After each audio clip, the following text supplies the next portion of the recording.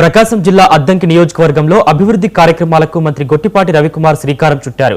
జే పంగలూరు మండలంలో 2.30 కోట్ల రూపాయల బీటీ రోడ్డును ప్రారంభించడంతో పాటు 90 లక్షలతో నిర్మించనున్న పురాణ కాలక్షేప మండపానికి భూమి పూజ చేశారు. అనంతరం మెగా పేరెంట్స్ టీచర్స్ సమావేశంలో పాల్గొని విద్యా వ్యవస్థ బలోపేతం, ఉపాధ్యాయ నియామకాలు, ప్రభుత్వ సంక్షేమ కార్యక్రమాలపై మంత్రి కీలక వ్యాఖ్యలు చేశారు.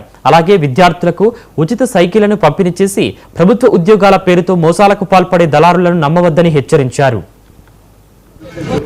ఎందుకంటే మనం అవలపాడు నుంచి డైరెక్ట్ గా రోడ్డు మీదకి వెళ్తాం వల్ల అక్కడ సిమెంట్ రోడ్డు దాదాపు చాలా మంది జరిపారు. వేస్తే కనుక అందరు ఇటు నుంచి హైవే ఎక్కడో ఇబ్బంది లేదు, అదే కదా సమస్య. దాంతో పాటు పైన గ్రామాలు కూడా ఈజీగా ఇక్కడి నుంచి వెళ్ళడానికి ఈజీగా ఉంటుంది. అక్కడ అవలపాడు దగ్గర హైవే ఎక్కాలంటే గబక్కన విపరీతమైన కార్లు వేగంగా వస్తున్నాయి.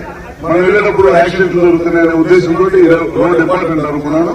దాన్ని లేట్ చేసినా బాగా చేసాం చూసి వచ్చి, అందుకని లేట్ చేసామనే దానికోసం బండి మీద వెళ్ళి చూసి వచ్చాను. లేదైంది కొద్దిగా, ఏదైనా సరే ఫినిష్ చేయడం మాత్రం బాగా స్టాండర్డ్ గా ప్రమాణం చేశారు. ఈ రోడ్డు ఇట్లా ఇందాక మీరు రోడ్డు చెప్పారు, కొండమూరు నుంచి అలవలపాడు అదొకటి అన్నారు. అట్లానే రాంపూర్ నుంచి వలసలు కూడా ఒకటి ఉంది. పొద్దునే చూసారు పిల్లలు సైకిల్ దొక్కే వెళ్తున్నారు. రోడ్లు చందానం ఉంది రోడ్డు, అది కూడా చేపిస్తాను. అది పోయినసారి ఏమైందంటే ఎన్ఆర్జీఎస్ లో పెట్టాము.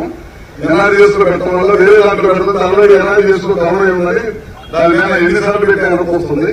నేను మీద కొద్దిగా నా మైండ్ కూడా కొద్దిగా ఎక్కువ పెట్టి దాన్ని ఎట్లా క్లియర్ చేపిస్తాను కూడా నేను ఒకసారి కూడా మాట్లాడుతూ వచ్చాను. ఇట్లానే ఇంకా చాలా రోజులు వేయాల్సినవి కూడా చాలా ఉన్నాయి. చేసినా సరే ఇంకా